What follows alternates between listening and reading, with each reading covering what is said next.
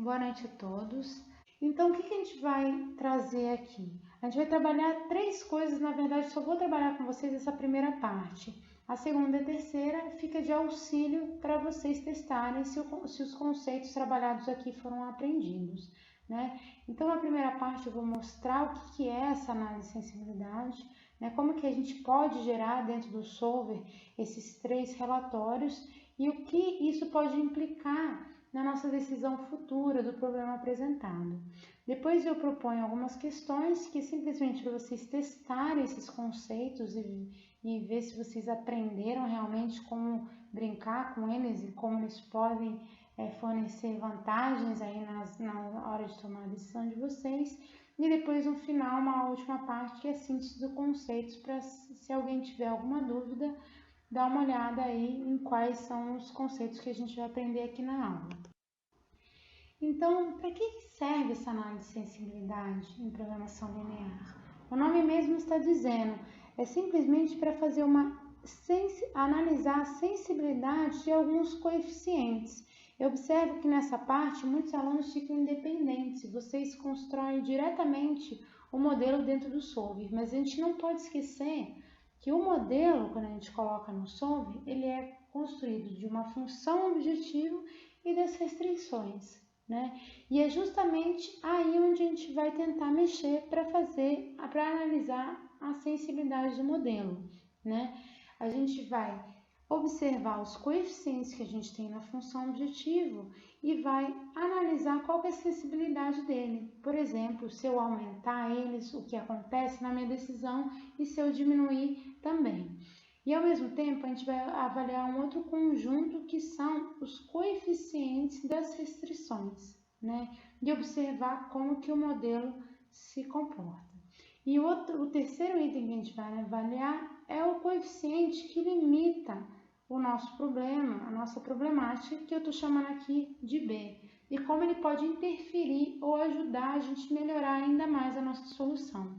Então, basicamente, o que a gente vai trabalhar em análise de sensibilidade vai ser analisar e mexer nesses três tipos de coeficiente para entender como o nosso modelo está funcionando e como ele pode responder.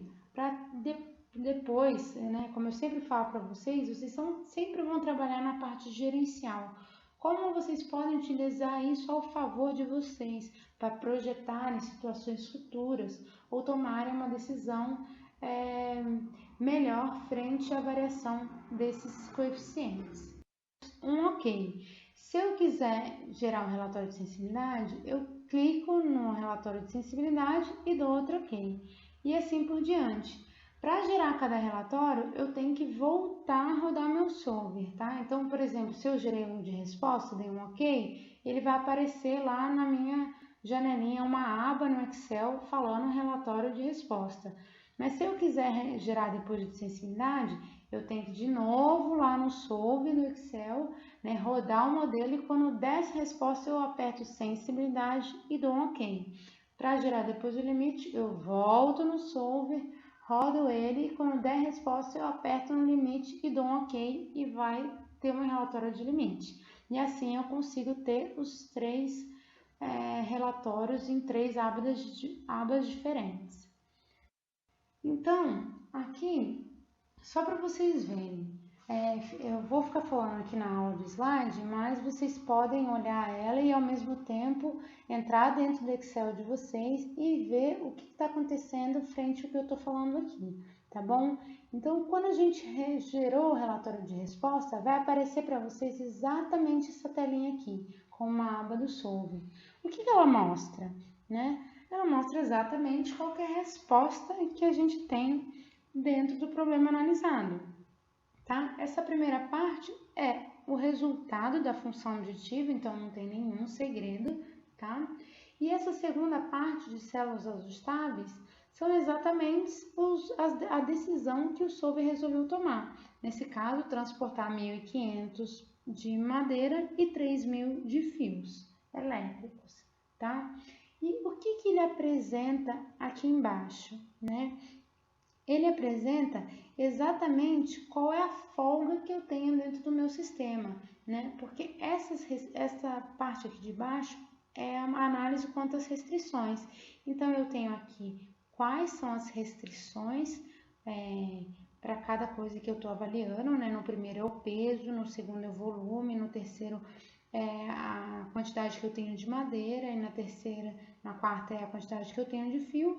E aqui já aparece exatamente qual é a folga que eu tenho dentro da decisão que ele tomou. Então aqui já dá uma vantagem, não preciso ficar fazendo a conta de, por exemplo, o limite aqui no primeiro de peso era 5.000, porém utilizada a decisão do solver foi o que não aparece aqui no relatório, mas o que está lá dentro do Excel, e aí eu fazer a conta e ver que eu usei totalmente a parte do peso. Não, aqui já dá direto qual era o limite que eu tinha e quais são as folgas ou os excessos que eu tenho.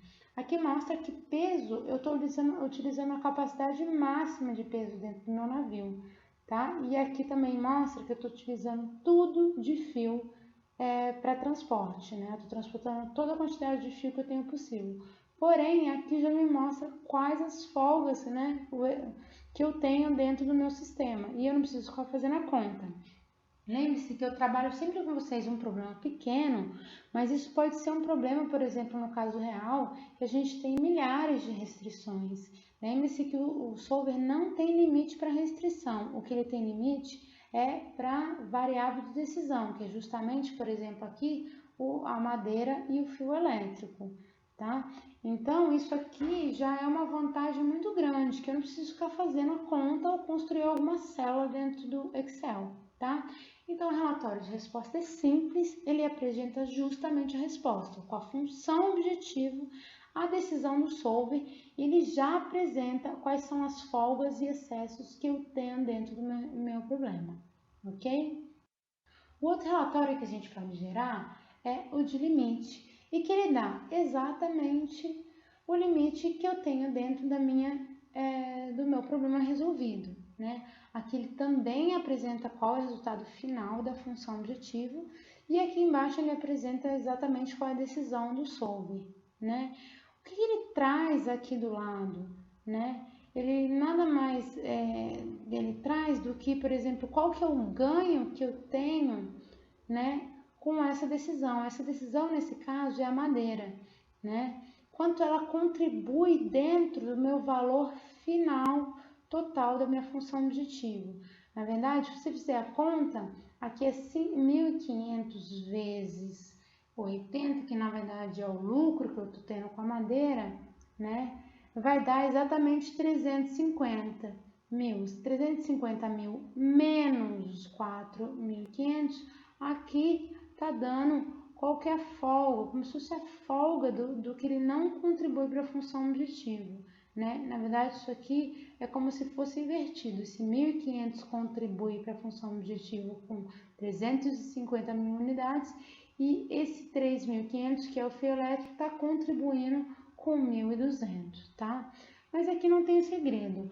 Tanto o relatório de resposta quanto de limite são os relatórios que a gente menos vai usar, que eles aparecem resultados repetidos do que a gente já gerou dentro do solver. O mais importante para a gente vai trabalhar para analisar os cenários futuros, vai ser o de sensibilidade, ok? Indo para o relatório de sensibilidade, o que a gente vai ter? Exatamente essa aba com todos esses resultados. O que ele vai mostrar? Ele está mostrando aqui as decisões que o problema tomou, ou seja, carregar 1.500 de madeira e 3.000 de fio elétrico, e aqui está aparecendo o quê? Qual é o coeficiente dessa função objetivo? Qual que é o peso que eu tenho nessa decisão, né? O de madeira é 80 de lucro para cada unidade e o de fio elétrico é de 100, ok? Então, até aqui a gente não tem segredo nenhum. Continuando no relatório de sensibilidade, o que eu vou ter aqui dentro do relatório, nessa parte direita, né? Eu tenho os acréscimos ou o decréscimo permitido Para quê? Para que eu não mude a decisão que o solver tomou. Preste atenção que aqui não quer dizer que eu não vou mudar a solução FO final, que é o 470 mil. Aqui quer dizer em relação a essa decisão que o solver tomou, ou seja, quanto eu vou colocar de madeira dentro do meu navio e quanto eu vou colocar de fio elétrico dentro do meu navio. E o que isso permite? Aqui, se você olhar, ele fala que você pode ter um acréscimo de 20 unidades dentro da minha... 20 unidades do que? Do lucro, né, da minha função objetivo, e eu não vou ter mudança na minha decisão do solver, tá? Então, aqui, se eu aumentar até 100, a decisão do solver vai se manter em 1.500, tá?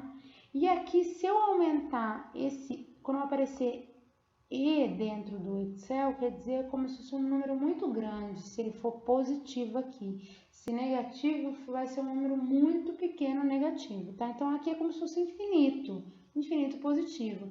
Então, aqui está dizendo que por mais que eu aumente o lucro do meu fio elétrico, o solver não vai mudar a minha decisão, ok? Então, é exatamente isso. Agora, para um pouquinho o vídeo e vai lá no Excel brincar para ver se isso é verdade, tá? E aqui provavelmente vocês vão ver que o meu Excel está configurado para aproximar. Esse 20, na verdade, ele é um 19,999. Então, se você colocar, por exemplo, se a função objetiva, se o lucro por eu transportar madeira for 100, a decisão vai mudar. Mas se você colocar que o lucro for 99,99, a decisão do solver vai se manter em 1.500, tá? E a decisão também do fio vai se manter em 3.500, tá? E aqui apresenta a parte do decréscimo. Quanto o lucro, né, da madeira pode diminuir a ponto de não mudar a decisão. Então, ele pode diminuir até 80, tá? E aqui na parte do fio elétrico, ele pode diminuir até 20, tá? Gente, aqui não continua o vídeo não, vai lá dentro do solver e brinca para ver o que está mudando. O que tem que mudar é só a FO final, aquele 470 mil. Isso vai aumentar ou diminuir dependendo de como você vai brincar com essa parte de acréscimo e decréscimo. O que não pode mudar, se vocês ficarem bem no limite, é a decisão do solver, ok? E isso pode ser muito útil, por exemplo, para a gente barganhar, por exemplo, nesse caso aí do airship. Até quanto eu posso mudar a minha lucratividade de cada unidade, ou até quanto, por exemplo, aqui, se eu aumentar, eu colocar 110, 120, não faz diferença na decisão de quanto transportar. Então, isso pode ser útil em decisões futuras, ou até se você for o dono do navio, ou se você for um cliente, né, que vai colocar uma mercadoria dentro desse navio, tá bom? Então, essa primeira parte era basicamente isso, né? Essa parte de cima, o que ficou faltando é o custo reduzido. O que é o custo reduzido? Aí a gente aparece com o custo zero, né?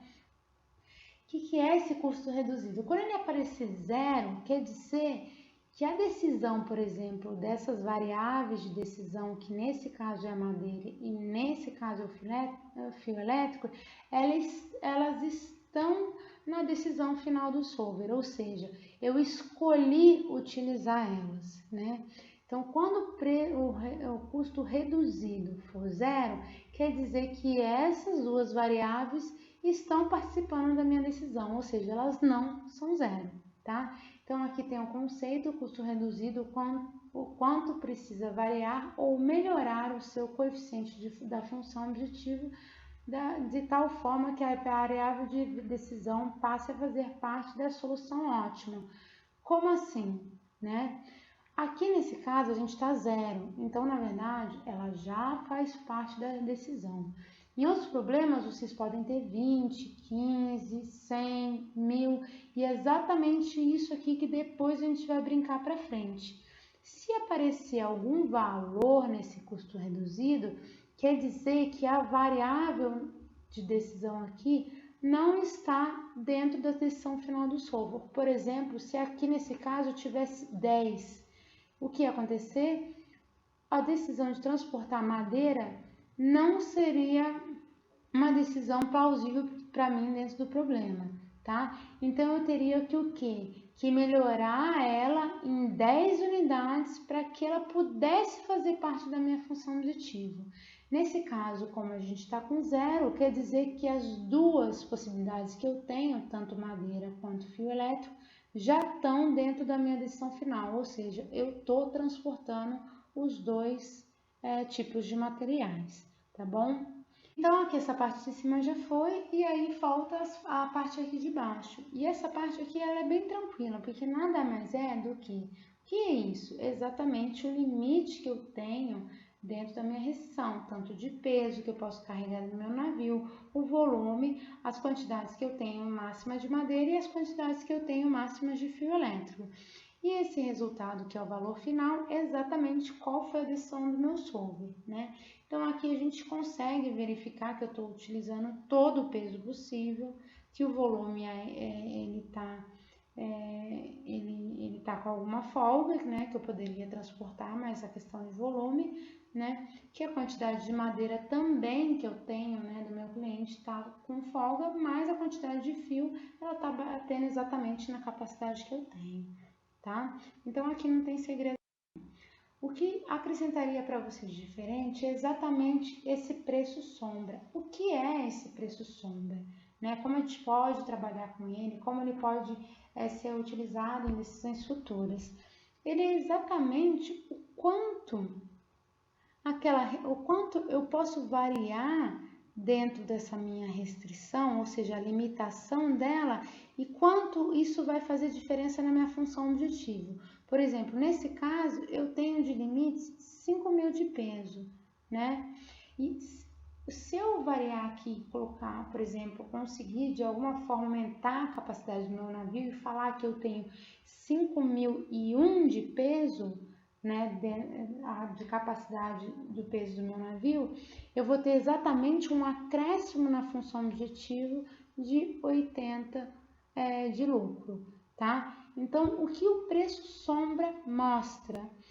Ele mostra o quanto vai incrementar a sua função objetiva a partir de uma unidade acrescida no limite da minha restrição aqui, né? Então, por exemplo, se eu aumentar uma unidade, o meu peso, eu tenho um acréscimo da função objetiva de 80 unidades. Se eu aumentar 2, vai ser 2 vezes 80. Se eu aumentar 10, vai ser 10 vezes 80, tá? Agora, o que ele mostra também? Que se eu aumentar qualquer quantidade que seja, aqui, por exemplo, no volume, eu não vou ter nenhum acréscimo na minha função objetiva, porque, na verdade, ela tem folga, né? Então, às vezes a gente fica achando que a gente tem algo limitante dentro do nosso problema e não é bem ele. Então, por exemplo, aqui mostra que você pode aumentar, né, o acréscimo permitido aqui infinito e não faz diferença. Se eu mexer nessa unidade dentro do meu problema, a função objetiva, que aqui no caso é maximizar o nosso lucro, não está mudando, não está melhorando e não está crescendo nada, tá? E isso vale para esse quesito também de restrição, que é a restrição da madeira. Eu posso aumentar ela infinitamente, que eu não vou ter nenhum acréscimo dentro da função objetiva. E já a última, eu posso aumentar o meu acréscimo aqui do meu fio elétrico e a cada unidade aumentada eu ganho 20 de lucro dentro da minha solução objetiva. Então, isso pode ser muito importante na hora que vocês vão tomar alguma decisão futura de estratégia dentro do problema de vocês, tá? E aqui nessa parte é quanto eu posso acrescer dentro desse limite. Então, por exemplo, aqui, para esse 80 valer, eu posso ir até 6.333,33, e aí eu vou ter sempre 80 acrescido na minha função objetiva, tá? Aqui eu posso ir infinito, que eu não vou ter nada, aqui também eu posso ir infinito, sem ter nada, e aqui eu posso ir até 1.500, valendo esses 20. Se eu passar disso, eu não vou ter acréscimo? Não, não quer dizer isso. Quer dizer que eu tenho que rodar de novo meu relatório de sensibilidade e ver como isso vai se comportar depois, tá? E isso vale para também o decréscimo. Quanto que eu vou decrescer aqui? Posso decrescer para tirar, por exemplo, que nesse caso é maximizar. Mas se eu decrescer em uma unidade, eu vou tirar, por exemplo, aqui, 80 da minha função objetiva. Né? Isso vai ser mais utilizado quando a gente trabalhar com problemas onde a gente tem as funções objetivas de minimizar, ok? Mas o preço sombra é isso. Então, qual é o conceito do seu preço sombra? Ele me dá exatamente o quanto de ganho eu vou ter dentro da minha função objetivo à medida que eu variar uma unidade da minha restrição, ok? E aí, a análise de sensibilidade era exatamente isso. Eu não tenho muito mais que acrescentar para vocês. O que vocês têm que fazer agora é brincar com esses conceitos de sensibilidade que eu trouxe para vocês. Entra dentro do Excel e fica brincando com ele para ver o que ele está dando de resposta, o que está mudando no modelo, por exemplo, o que muda na FO, ou então o que muda na decisão que o solver está mudando ou não. Então, para vocês brincarem com isso, eu trouxe aqui algumas questões. Então, vocês têm 9 questões que vocês vão brincar com esse modelo aí, que é do S-Shipping, para ver, para testar esses conceitos aprendidos, que são os conceitos de preço sombra, tá? Do custo e assim por diante. Também aprender a fazer os relatórios e aprender a tomar decisões frente à análise desses relatórios. E aí, aqui no final, é só alguns conceitos, que é o preço sombra, o custo reduzido e o folga excesso, que a gente já veio trabalhando com mais frequência.